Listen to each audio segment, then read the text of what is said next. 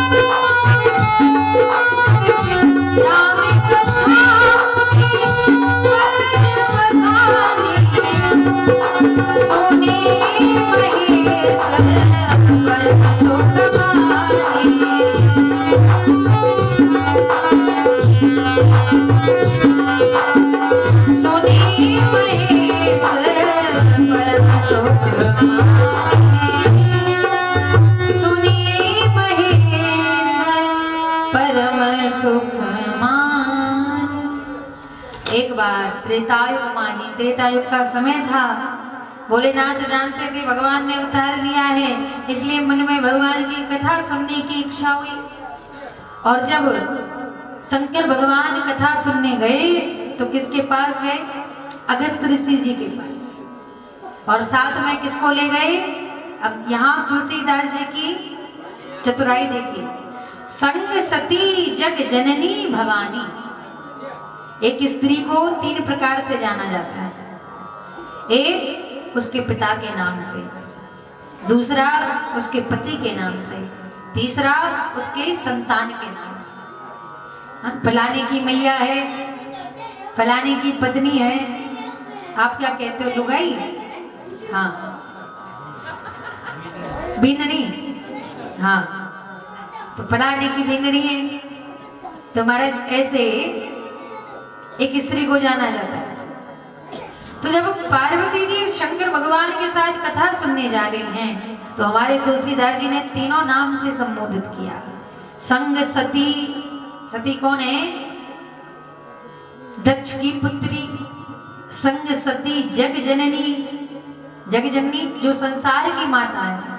भवानी यानी शंकर भगवान की प्रिया भवानी। तीनों प्रकार से नाम लिया। और जब अगस्त ऋषि जी ने कथा सुनाई तो पार्वती सती जी ने तो कथा सुनी नहीं थी, क्योंकि उन्होंने देखा कि चेला तो ऊपर बैठा है सिंहासन पर और गुरु नीचे बैठे हैं। और दूसरी बात ये क्या कथा सुनाएंगे, क्योंकि शंकर भगवान अगस्त ऋषि जी के गुरु जी हैं, ऊपर बैठे थे, अगस्त ऋषि जी नीचे बैठे हैं, और सुनाने वाला हमेशा ऊपर बैठता है और सुनने वाला नीचे। तो सती जी सोच रही हैं कि सुनने वाला तो ऊपर बैठा है, सुनाने वाला नीचे बैठा है, ये कथा। और हमारे भोलेनाथ को कौन कथा सुनाएगा, क्योंकि रज महेश मुने मानस राधा, रज महेश मुने मानस राधा।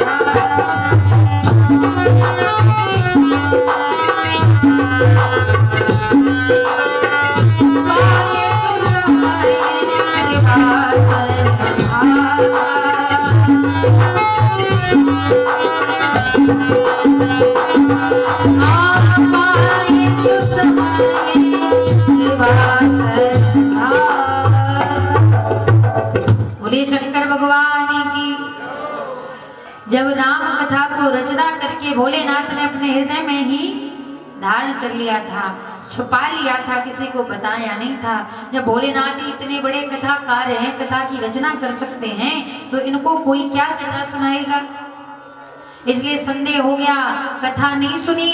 और जब कथा नहीं सुनी तो तुलसीदास जी ने सारे जो नाम थे उनको निरस्त करके, और जब लौटी तो केवल दक्ष की पुत्री कहा, दक्ष सुता। ना जगत जननी रही, ना भवानी रही, केवल दक्ष की पुत्री। क्यों? क्योंकि जैसे दक्ष का मतलब है योग, निपुण। और जब कोई व्यक्ति निपुण हो जाता है, योग बन जाता है, तो उसमें अभिमान आ जाता है, जैसे दक्ष में आया था। आप सुनेंगे कल की कथा में, दक्ष के मोह का भंग की कथा कल हम सुनेंगे। तो यहाँ दक्ष की पुत्री कहकर के संबंधित किया है मेरे। तो भगवान की कथा सती जी ने नहीं सुनी थी, और भगवान की कथा नहीं सुनी तो बार बार जन्म मृत्यु के चक्कर में पड़ना पड़ा था। तो शंकर भगवान कह रहे हैं कि तुमने तब नहीं सुनी कथा, और वही अमर कथा मैंने हृदय में छुपा करके रखी है। इसी कारण मैं बार बार जन्म नहीं लेता, और तुम बार बार जन्म मृत्यु के चक्कर में पड़ी रहती हो। बोले प्रभु, फिर तो आपको मुझे भी कथा सुनानी पड़ेगी। अब मैं सावधान होकर के सुनूंगी। अब जब शंकर भगवान से कथा सुनाने को कहा, तो भोलेनाथ ने कहा, जाओ जितने भी पशु पक्षी कुछ भी हो सबको भगा दो। पार्वती जी ने ताली ताली बजा करके सबको भगा दिया, लेकिन एक घोंसले में तोते का अंडा पड़ा रह गया। वो थोड़ा सा जर्जर था, उसमें से कोई उत्पन्न हुआ नहीं था। पार्वती जी ने सोचा, इसमें से कौन जन्म लेगा। तो वो तो कथा सुनने के लिए बैठ गई। अब भोलेनाथ ने कथा प्रारंभ कर दी, और जैसे ही भोलेनाथ ने कथा प्रारंभ करी तो बीच बीच में, जैसे आप लोग कहते हो ना, अरे पता चलता है कि कथा सुन रहे हैं। हमने सुना है, और एक दो बार कथा करते करते और भी सुना है, क्रांति चंद्रपुर आदि। तो एक तालमेल होता है वक्ता और श्रोता का। तो पार्वती जी बीच बीच में जयकारा लगानी है, और बीच बीच में हाँ ऐसे मुंह भर रही। तो जैसे ही चौथे और पांचवें दिन की कथा हुई, भगवान की बाल लीलाएं सुन करके पार्वती जी को समाधि में समाधिस्थ हो गई। लेकिन पहले दिन की कथा सुनते ही जो तोता अंडा के रूप में था, उस अंडा वो स्वस्थ होकर के उसमें से तोता प्रकट हो गया, और तोता प्रकट होकर के पार्वती जी के बगल में बैठ गया। अब देखिए, तोते को दूसरे की भाषा सुनना और समझना और बोलना बहुत अच्छे से आता है। आपने देखा होगा ना, पहले तोते पालते थे तो कौन है कौन है कौन है, नाम भी लेता था। तो जैसा सिखा दो वैसा ही बोलता है तोता। तो पार्वती जी का हूं हूं तो उसने सीख लिया। पार्वती जी ने हूं हूं करना बंद किया। तोते ने सोचा, अगर ये हूं हूं करना बंद कर देंगी तो भोलेनाथ कथा भी विश्राम दे देंगे, और कथा में इतना आनंद आ रहा है। तो अब तो तोते ने पार्वती जी की तरह हाँ हाँ करना प्रारंभ कर दिया। हूं प्रभु, हाँ प्रभु। तोता बोलने लगा महाराज। और जैसे ही 7वें दिन की कथा हुई, जोर का जयकारा लगाया, बोलिए भागवत महापुराण की। जैसे ही जयकारा लगाया, पार्वती जी की नींद खुली। बोले जय, बोले पीछे से, बोले हाँ प्रभु। फिर क्या हुआ, फिर आगे भी तो कथा सुनाओ। बोले क्या, फिर क्या हुआ? 7 दिन की कथा समाप्त हो गई और तुम पूछ रही हो फिर क्या हुआ? बोले ओहो मैं तो सो गई। बोले अगर तुम सो गई तो कथा कौन सुन रहा था? बोले कोई नहीं। बोले हूँ की आवाज तो कोई कर रहा था। बोले कौन कर रहा था? तो देखा एक तोता उड़ा चला जा रहा है। बोले देखा, मेरी कथा की चोरी करवा दी। मैंने तुमसे पहले कहा था कोई भी चुपके से नहीं सुनना चाहिए। इसलिए तो कहते हैं भगवान की कथा सामने बैठ करके सुनना चाहिए, जहां से वक्ता को भी आपका दर्शन हो और आपको भागवत जी का और वक्ता का दर्शन हो। और अगर कोने में छुप करके कथा सुनेंगे, सोफे पे बैठ करके, बिस्तर में छुप करके, तो आपको भी चोरी का अपराध लगेगा। हाँ भैया, क्योंकि कथा सुनने वाले को दक्षिणा देनी पड़ती है, कथा सुनने वाले को ढोक लगाना पड़ता है। जैसे यज्ञ बिना दक्षिणा के पूर्ण नहीं होता, वैसे ही कथा सुनने के बदले कोई ना कोई दक्षिणा। जैसे अगस्त ऋषि जी ने शंकर भगवान को कथा सुनाई तो भोलेनाथ ने कहा क्या दक्षिणा दे दें? तो उन्होंने क्या कहा? मुझे तो हरि की भक्ति ही दे दीजिए। तब भोलेनाथ ने दक्षिणा के रूप में हरि भक्ति ही अगस्त ऋषि जी को प्रदान करी। हरि पूजी मुनि पूजी हरि भक्त सुहाई। शंकर भगवान ने तो भक्ति दक्षिणा के रूप में प्रदान करी, तो बिना दक्षिणा के कोई कथा नहीं सुनता, चाहे शंकर भगवान क्यों ना हो।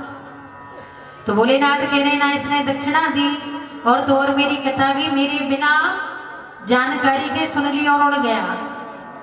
तभी तो कहते हैं, सती जी से कह रहे हैं महाराज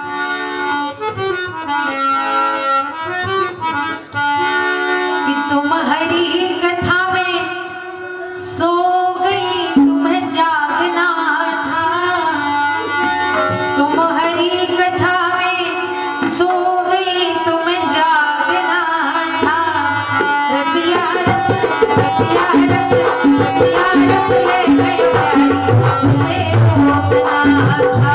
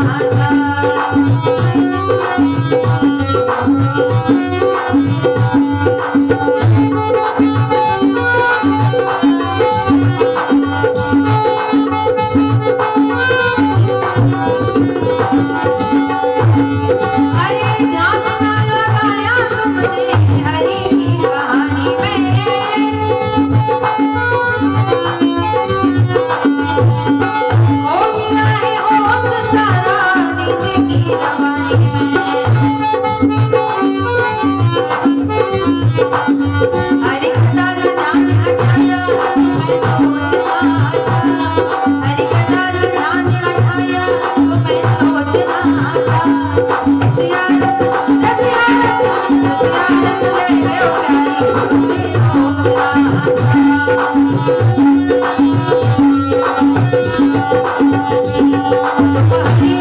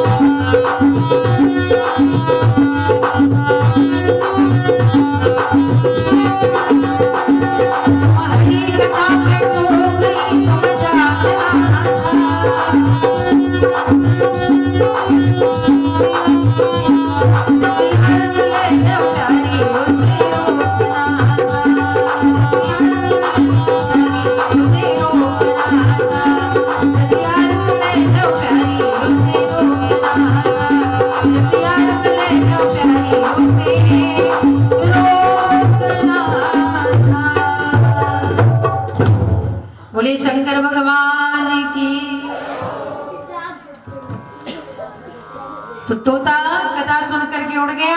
शंकर भगवान पीछे पीछे चोर चोर चोर। और वही सुख महाराज वेद व्यास जी की पत्नी श्रृंगार करके उवासी ले रही थी। शाम का समय था और जैसे ही उवासी ली तोते ने सोचा ये बहुत बढ़िया जगह है और जाकर के वही तोता मुखमंडल के माध्यम से और उनके गर्भ में पहुंच गया। अब तो महाराज भोलेनाथ आ गए। चोर चोर चोर। वेदव्यास जी ने पूछा कि भैया तुम्हारा क्या चोरी हो गया भोलेनाथ? ना तुम्हारे पास ऐसा कोई गहना है, ना कोई ऐसा कोई साधन है जिसको चुरा ले? बैल पर सवारी करते हो कि कोई रथ भी चुरा ले? और कहने की तो बात क्या है महाराज चोरने की कि सर्पों का तो हार पहनते हो गले में, बिच्छू ततैया पहनते हो, चुराना तो छोड़ो कोई हाथ भी लगा दे माई का लाला तो क्या चोरी हो गया? बोले मेरी अमर कथा चोरी हो गई। बोले उससे क्या होगा? बोले जो अमर कथा सुन लेता है अमर हो जाता है। बोले भोलेनाथ आप बड़े भोले भाले हो। एक और कह रहे हो कथा सुनने से अमर हो जाते हैं और दूसरी ओर कह रहे हो मैं उसे दंडित करूंगा, मारूंगा। अगर आपकी अमर कथा सुन ली तो वो मरेगा कैसे? और अगर आपने उसे मार भी दिया तो फिर अमर कथा का क्या महत्व रह जाएगा? भोलेनाथ ने कहा बात तो बहुत सही है, लेकिन इसने मेरी कथा की तो चोरी करी है।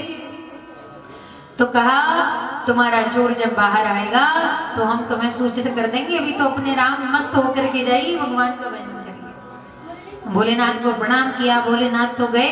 अब वेदव्यास जी कह रहे हैं बेटा बाहर आओ, लेकिन बेटा तो बाहर नहीं आएगा। मना कर दिया पिताजी मैं नहीं आऊंगा। बोले क्यों? क्योंकि जैसे ही जन्म लूंगा, अभी तो मैंने बड़ी सुंदर कथा सुनी है और ऐसा वैराग हो गया कि अब तो परमात्मा की प्राप्ति करनी है, उनके भजन में मस्त रहना है। और मैं जानता हूँ ये संसार में पड़ते ही जीव माया में ग्रसित हो जाता है, तो मुझे माया में नहीं पड़ना है। 1 वर्ष प्रतीक्षा करी, नहीं आए। 2 वर्ष, 3 वर्ष, जब 12 वर्ष हो गए, वेदव्यास जी की पत्नी को कष्ट होने लगा। तब नारायण भगवान का ध्यान किया। नारायण भगवान आए और छोटे से बन करके गर्भ में गए। बोले ए तोते, ये माया मेरी है, मैं माया पति हूँ और मेरा तुझे वचन है मेरी माया तुझे कभी नहीं व्यापेगी। तब जाकर के भगवान ने जब आशीर्वाद दिया तब सुखदेव जी भगवान का प्राकट्य हुआ।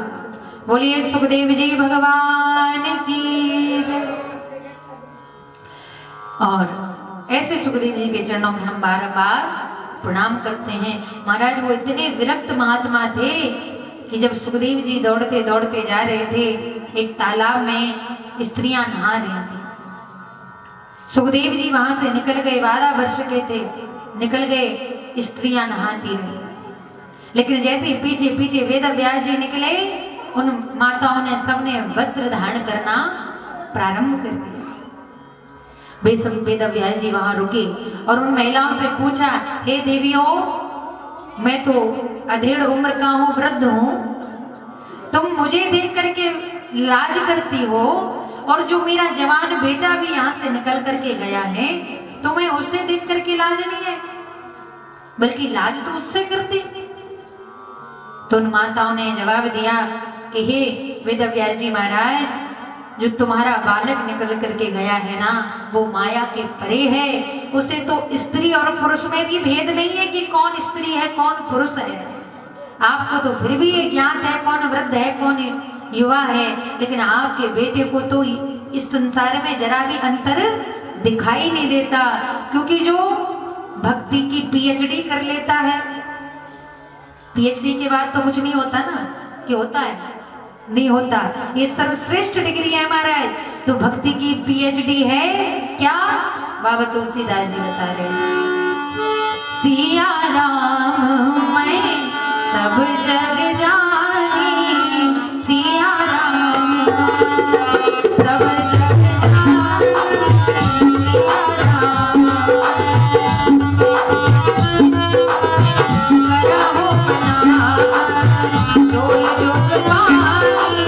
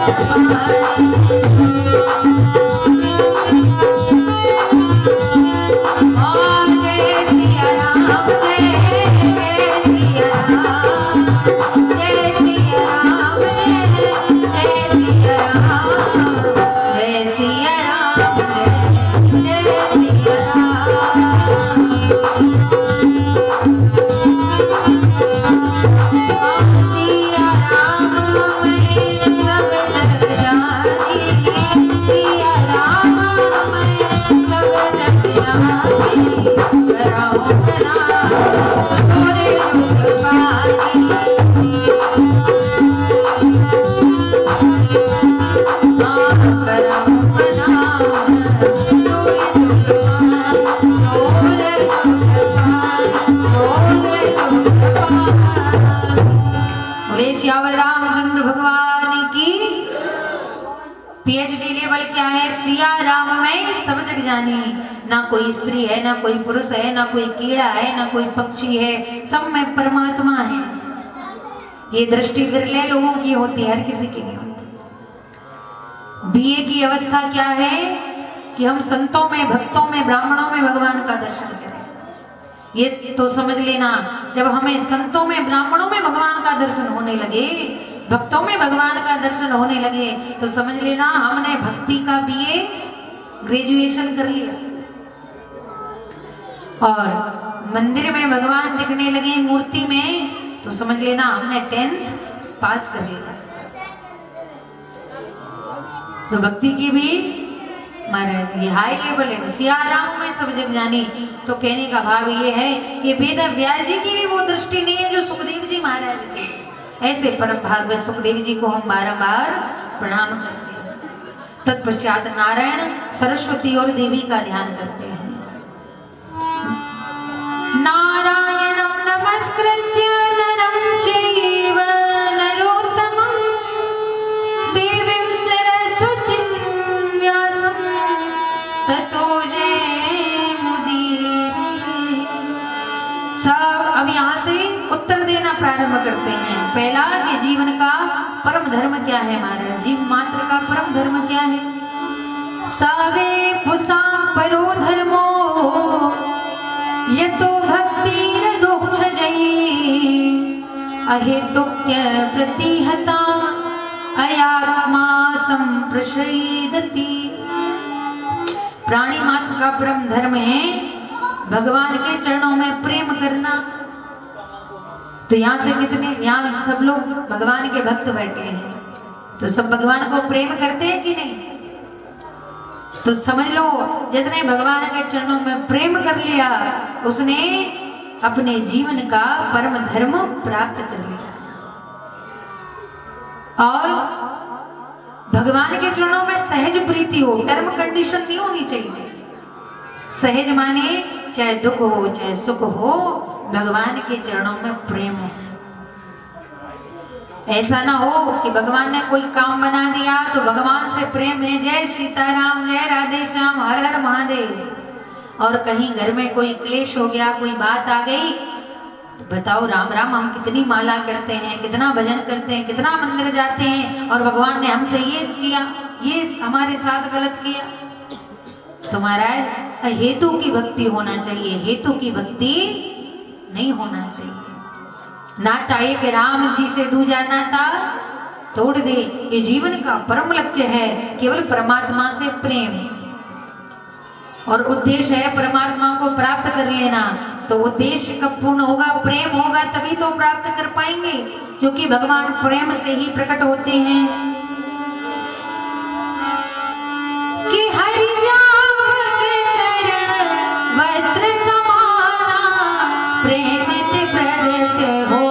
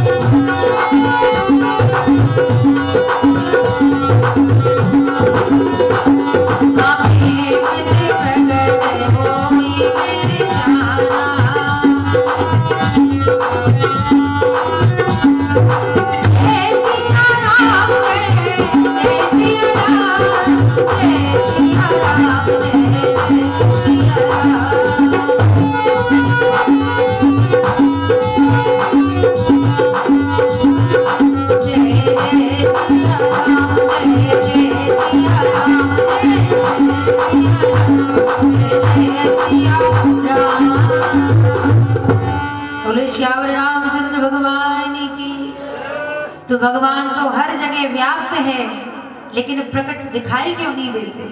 क्योंकि हम भगवान से प्रेम ही नहीं करते। प्रेम करेंगे तो भगवान साक्षात प्रकट हो जाएंगे। और दूसरा प्रश्न था कि भगवान कि जो भी हमारे धर्म शास्त्र आदि हैं उनका कोई सार क्या है, तो वो सार कोई और नहीं, वो श्रीमद् भागवत महापुराण की कथा है जो हम सभी सुन रहे हैं। बोले भागवत महापुराण की। और तीसरा प्रश्न था कि महाराज भगवान क्यों अवतार लेते हैं? क्या रावण को मारने के लिए लेते हैं कि कंस का उद्धार करने के लिए लेते हैं? भैया किसी राक्षसों में इतना पावर नहीं है कि भगवान उनके लिए आए। बड़े बड़े तपस्वी भगवान का ध्यान करते हैं तब भी ध्यान में नहीं आते, ऐसे परमात्मा राक्षसों के लिए आएंगे? भगवान आते हैं भक्तों के लिए। अगर द्वापर में गोपियां वृंदावन में प्रतीक्षा नहीं करती तो भगवान भी कृष्ण बन करके नहीं आते। और अगर भगवान राम जी की प्रतीक्षा शबरी मैया जंगल में नहीं करती तो भगवान भी वन में नहीं जाते। राम जी राज कर बनते अवधनाथ के कई के संग में जो मंथरा नावती। अगर राम जी राजा के घर जन्मे थे, राजकुमार बन जाते, कथा आगे नहीं बढ़ पाती मारे। तो क्या राजा बनने के लिए आए? नहीं। तो जंगल में गए रावण को मारने के लिए? बोले नहीं, भगवान गए हैं सबरी मैया के लिए, क्योंकि सबरी वनवासिनी होती न जो प्रभु राम ना बनते वनवासी। भटके ही रहते बने ही रहते वन में प्रभु रामचंद्र। अरे रावण की बहन जो ना नाक कटवावती। अब मान लो भगवान को वनवास हो गया तो भगवान तो वन में तपस्या करके वापस आ जाते, कथा नहीं बढ़ती, तो सूपणखा ने अपनी नाक कटवा ली कि भगवान की कथा आगे बढ़ जाए। और भटकते ही रहते विनीत कपि भालो वृंद, नारी तप पुंज जो पे दया ना दिखावती। बानर भालू भटक रहे थे, जानकी मैया का पता नहीं लग रहा था, तो कौन सी माता ने सहायता करी? बानर भालुओं को जंगल में कौन सी माता मिली? कोई बता सकता है? रामायण पढ़ते होंगे आप तो। कोई बात नहीं, स्वयं प्रभा। कौन? स्वयं प्रभा बानर भालुओं को मिली और पूछा कि क्या कर रहे हो? बोले जानकी जी को खोज रहे हैं। आंखें खोल के खोज रहे हो, बंद कर लो। और जैसे आंखें बंद करी तो समुद्र के तट पे पहुंचा दिया हमारे। तो भगवान अपने भक्तों के लिए आते हैं, इसलिए तो सबरी अगर वन में भगवान की प्रतीक्षा नहीं कर रही होती, भगवान नहीं जाते। ना सबरी को कोई भक्ति आती थी, ना कोई श्लोक आते थे, केवल अपने गुरु जी का आश्रम झाड़ पहुंच करके बढ़िया कांटा वाटा जो भी पत्ते हटा दिए, सुंदर रास्ता बना दिया। उनके मतंग ऋषि जी रीझ गए कि तेरी सेवा से तो बड़े प्रसन्न हैं, ऐसे ही साफ सफाई करते रहना, ऐसे गली सजाती रहना, और एक ना एक दिन भगवान तेरे द्वार आएंगे। तो भगवान फिर चाहते तो सबरी मैया को अयोध्या में बुला लेते, बोले नहीं, मेरी सबरी मैया प्रतीक्षा कर रही है तो मैं जंगल में जाऊंगा। इसलिए तो सबरी मैया को जब राम जी मिले तो क्या कहा कि मेरी जिंदगी के भाग्य आज जागे जाएंगे राम।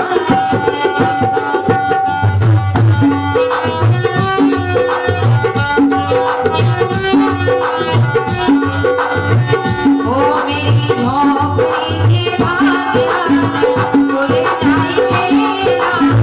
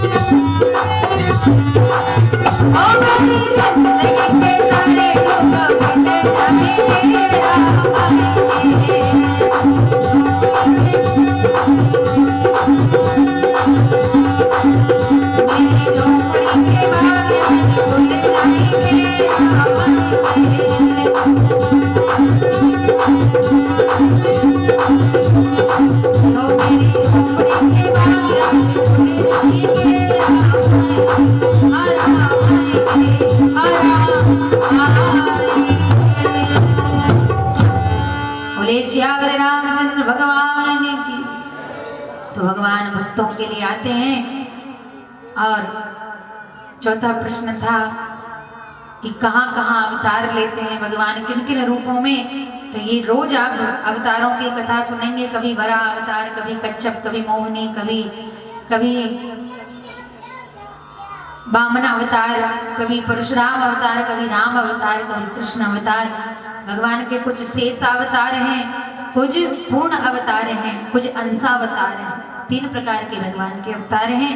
तो नित्य ये कथा सुनेंगे। 5वां प्रश्न था हमारा, जीवन का परम उद्देश्य, लक्ष्य। तो भगवान ये शरीर इसलिए देते हैं ताकि मोक्ष हो जाए। इस शरीर से मोक्ष की प्राप्ति करना ही इसका सदुपयोग है।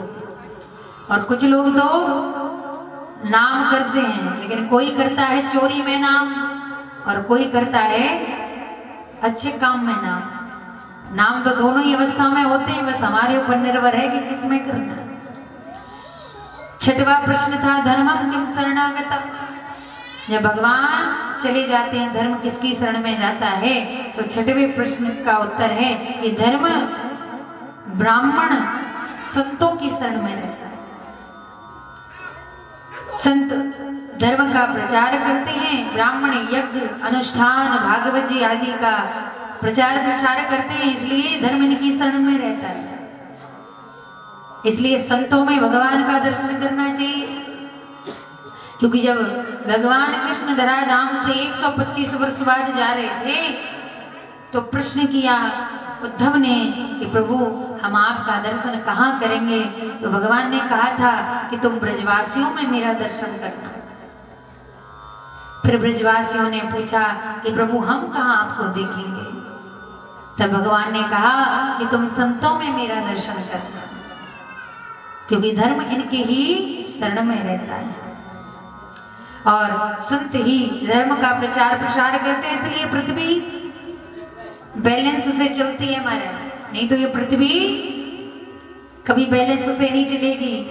कभी भूकंप आएगा, कभी सुनामी आएगी, कभी ओलावृष्टि होगी, कभी अतिवृष्टि होगी, कभी कोरोना आएगा, कभी एचपी वायरस आएगा।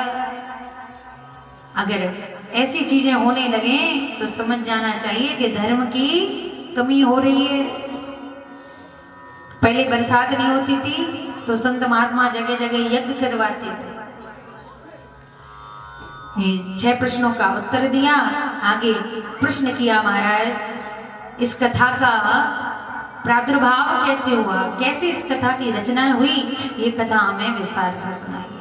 तब जाकर के कहते हैं कि द्वापर में अंत के समय में महाराज पराशर जी यानी वेद व्यास जी महाराज ने भविष्य में देखा, द्वापरे समनो प्राप्ति तृतीय युग परे जाता है पराशराध होगी वासव्या कलिया हरे।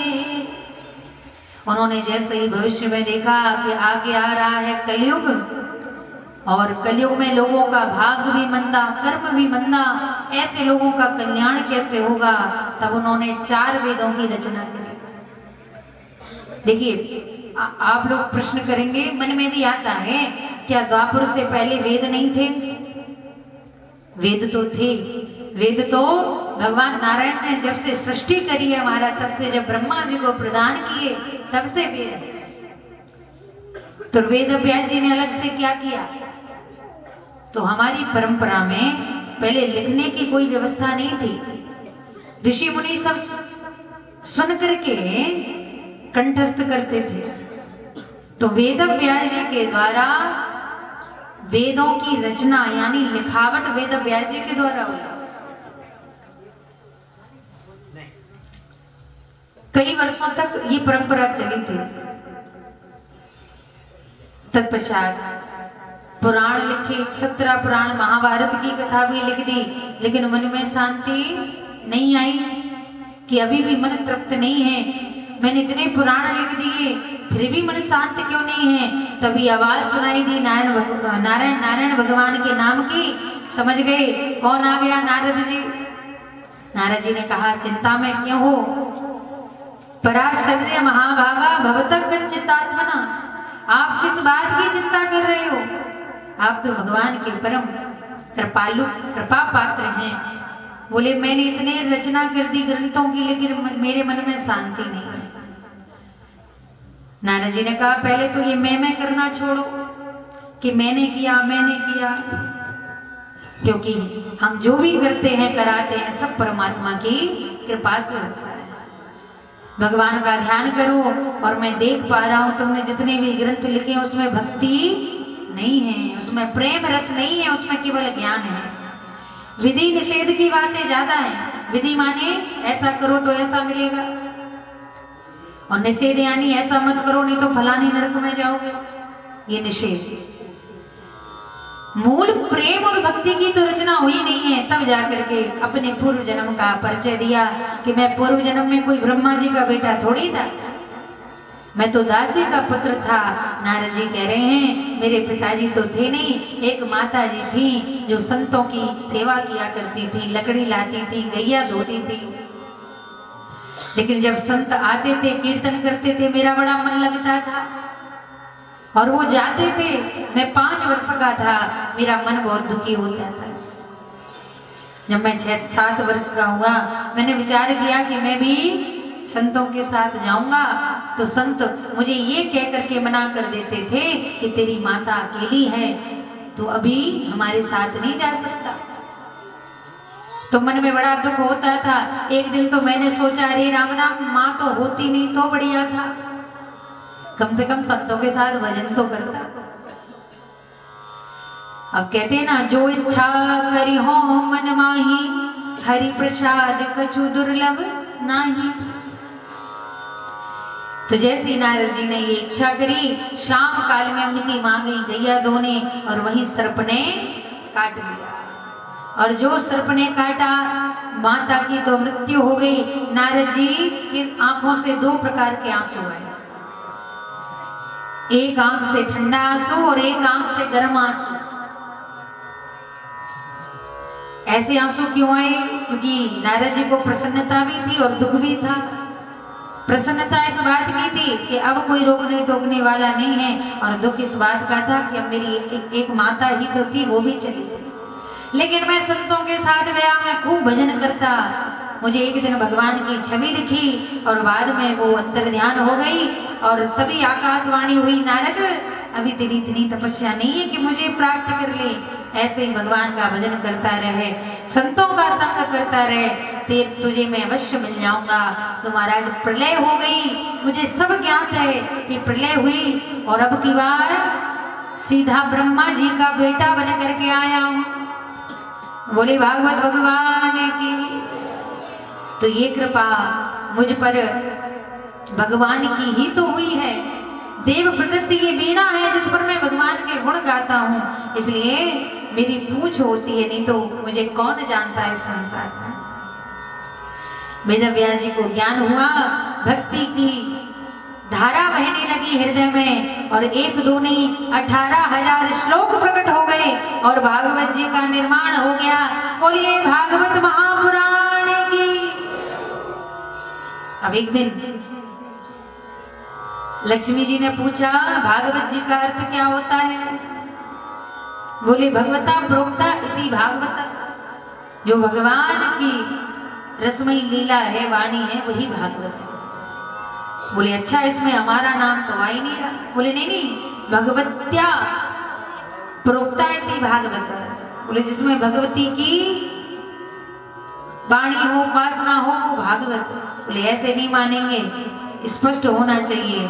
तो भागवत के आगे जोड़ दिया श्रीमद् भागवत, तो नाम क्या पड़ गया? श्रीमद् भागवत महापुराण। बोलिए श्रीमद् भागवत महापुराण की। अब रचना कैसे हुई? शुरू में ही बताया था ना कल कि सरस्वती नदी के किनारे रचना हुई है। तो वेदव्यास जी ने सरस्वती के किनारे आसन पर बैठ गए, गणेश जी का आह्वान किया। गणेश जी कलम और पेपर लेकर के आ गए। गणेश जी लिखते जा रहे हैं और वेदव्यास जी बोलते जा रहे हैं। बीच बीच में ऐसा कठिन श्लोक बोलते थे कि गणेश जी तो उसका अर्थ ही लगाते रहते, तब तक वेदव्यास जी अपनी नित्य क्रिया करके वापस आ जाते। ऐसे भागवत जी की रचना हुई, और रचना करने के बाद विचार किया कि कितना भी सुंदर ग्रंथ हो, अगर प्रचार प्रसार नहीं होगा तो कौन जानेगा। तभी प्रचार प्रसार के लिए भी तो कोई कुशल प्रचार करने वाला होना चाहिए। तब सुखदेव जी की याद आ गई कि मेरा बेटा तो परम भागवत है, जो जन्म लेते ही वैराग्य धारण कर लिया। तो उनको बुलाने के लिए शिष्यों को 2 श्लोक दिए और दोनों श्लोकों को जंगल में गाने को कहा। जैसे पहला श्लोक गाया, वरहापीडम नटवर वपुः कर्णयो कर्णकारं बिभ्रद्वासः कनककपिशं वैजयन्तीं च मालां रन्ध्रान् वेणोर्मकरन्दं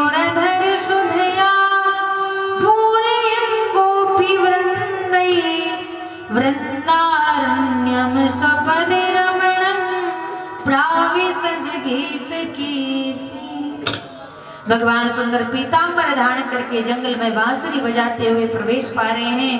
बड़े सुंदर भगवान दिखते हैं, मोर पंख धारण करते हैं, सांवला रंग है।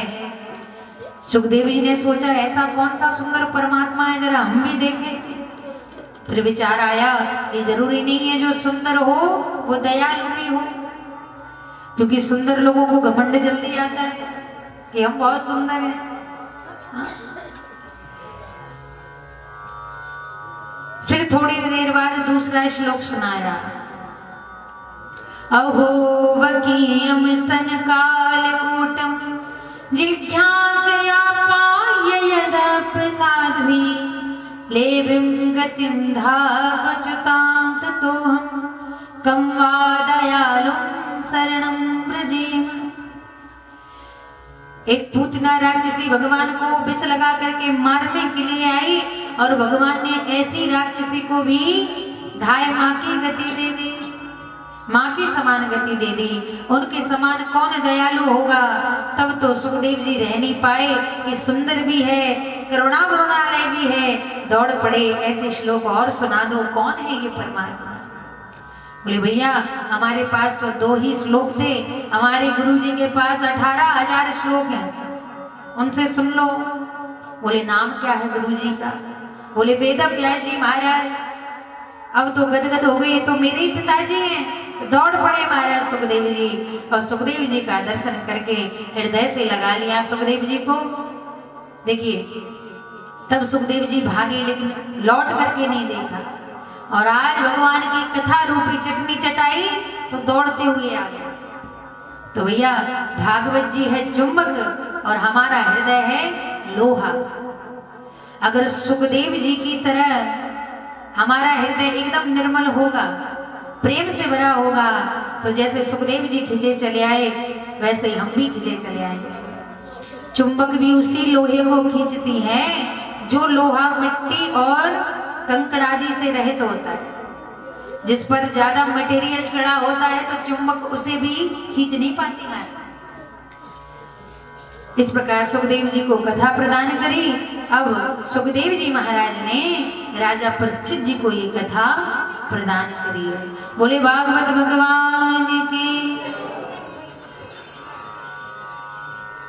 सोनक जी ने पूछा महाराज सुखदेव जी तो परम भागवत थे, उनको प्रदान कर दी, लेकिन राजा परीक्षित तो भोगी था, उनको क्यों कथा प्रदान करी। तब कथा सुनाई। यदा मृदे कौरव संजयाना वीरे स्वथो वीरे गतिं गतेषु मृगोदरा विगर्दा विमर्शा भग्नोरुदंडे धृतराष्ट्र पुत्र। महाराज सूत जी कहते हैं उस समय की बात है, महाभारत का युद्ध समाप्त हो चुका था और दुर्योधन की जंगा टूट चुकी थी। युद्ध भूमि में पड़ा पड़ा करा रहा था। अश्वत्थामा आया और अश्वत्थामा ने मित्र की दशा देख करके प्रण कर लिया कि मित्र तेरी जो इच्छा होगी मैं पूर्ण करूंगा। बोले पांडव 5 भाई थे, एक नहीं मरा, हम 100 भाई थे, एक भी नहीं बचा, मैं चाहता हूं एक ही मर जाए। बोले एक की बात कर रहे हो, मैं 5 का सर लेकर के आऊंगा। देखिए मित्रता निभाना अच्छी बात है, लेकिन मित्र अगर अधर्मी है तो जरूरी नहीं है कि तुम भी उसके साथ अधर्म करो। मित्र को बचाना चाहिए धर्म से, ना कि उसके साथ चल देना चाहिए। आज अश्वत्थामा की बुद्धि बिगड़ गई महाराज। इतना बलशाली होने के बाद भी छुपे हुए चोरों की तरह शिविर में गया। भगवान पांडवों और द्रौपदी को तो बाहर उत्सव मनाने ले गए। उनके 5 बच्चे सैया पर सो रहे थे। अश्वत्थामा आया, उसने देखा कि पांडव सो रहे हैं और पांडव समझ करके 5 पुत्रों की हत्या कर दी, सिर काट लिया। सिर काट करके अश्वत्थामा लेकर के आया। दुर्योधन ने देखा तो पहले तो हंसा कि पांडव मारे गए, लेकिन जैसे ही गौर से देखा तो व्याकुल हो गया। अश्वत्थामा ये तूने क्या कर दिया? तूने तो हमारे घर में कोई पानी देने वाला नहीं छोड़ा, तूने ये क्या कर दिया? और दुर्योधन को एक वरदान था कि जिस समय उसे हंसी और दुख एक साथ होगा उस समय उसके प्राण निकल जाएंगे। तो आज दुर्योधन के प्राण निकल गए। अश्वत्थामा घबराया कि अब अर्जुन मुझे नहीं छोड़ेगा। अर्जुन भागा, अश्वत्थामा भागा, अर्जुन शिविर में आए तो देखा पांचों पुत्रों के धड़ पड़े हैं, सर का तो कोई पता नहीं है। द्रौपदी ने जो अपने पुत्रों की ये दशा देखी रोने लगी। माता शिशु नाम निधनम सुतानाम निशम्य घोरम परितप्यमाना तदा रुदास्व कलाकुलाक्षी त्वां सातन्याहे किरीटमाली। रोने लगी।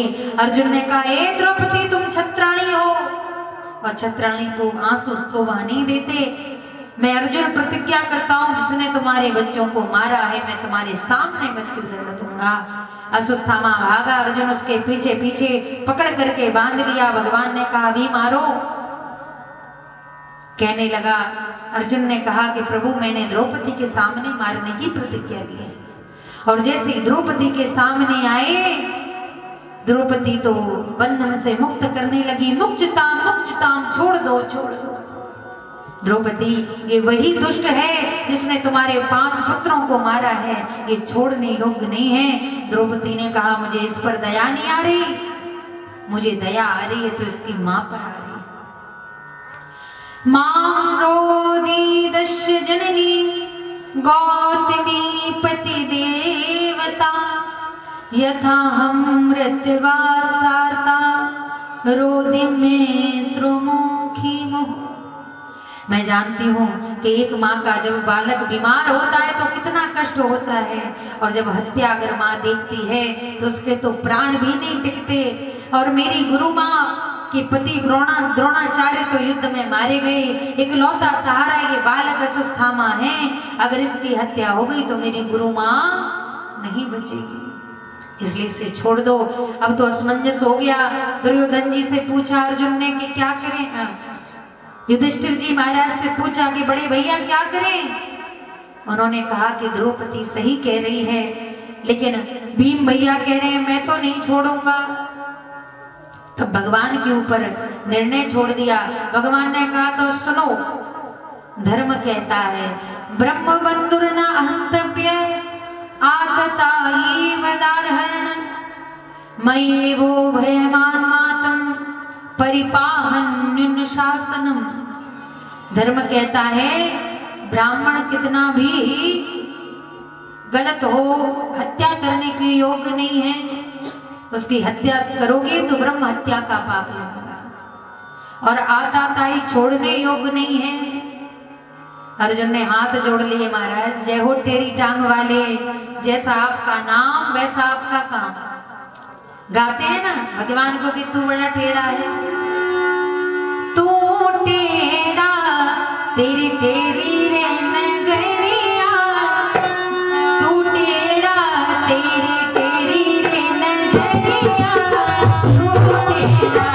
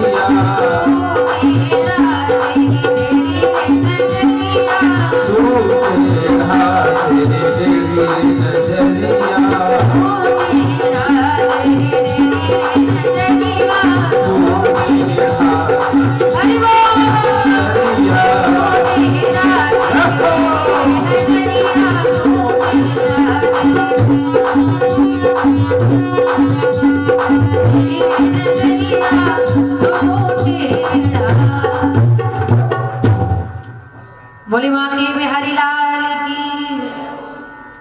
तो भगवान से कहा, भगवान तुम्हारी तो टेढ़ी मेढ़ी बातें, तभी गीता का उपदेश याद आ गया हमारा कि अगर कोई प्रतिष्ठावान व्यक्ति है उसका अपमान करना भी हत्या के बराबर होता है। संभावित कहूं अपजस लाहो कोटि, संभावित कहूं अपजस लाहो मरण कोटि समारोण लाहो। संभावित कहूं अपजस लाहो मरण कोटि समारोण लाहो। मरण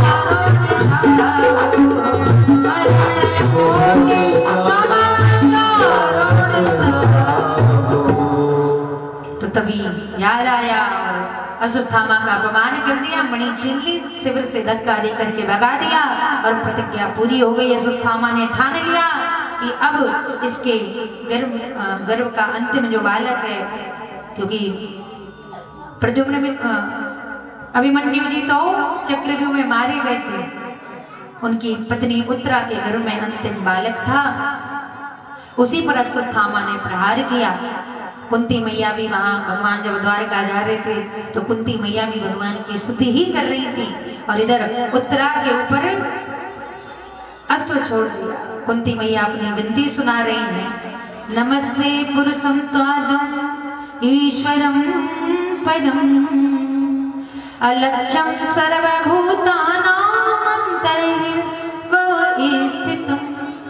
हे भगवान, आप तो सब में विराजमान है, माया जमन का छन्ना।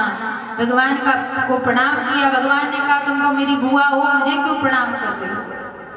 बुआ ने कहा ये माया रूपी पर्दा हटा लो, क्योंकि जब ये माया रूपी पर्दा हटता है तभी मानव से साक्षात्कार होता है।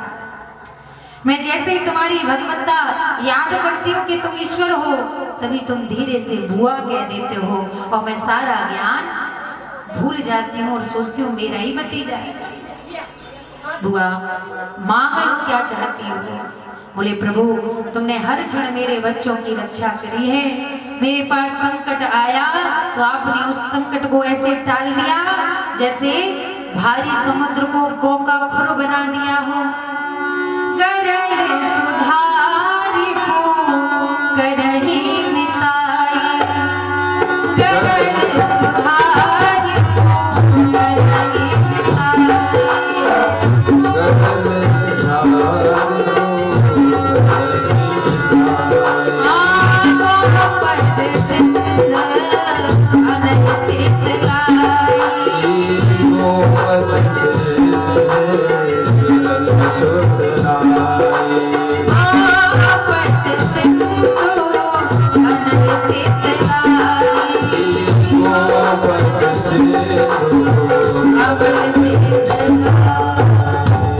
भगवान जब आप साथ देते हो ना तो गरल सुधा, गरल माने जहर, जहर भी अमृत हो जाता है।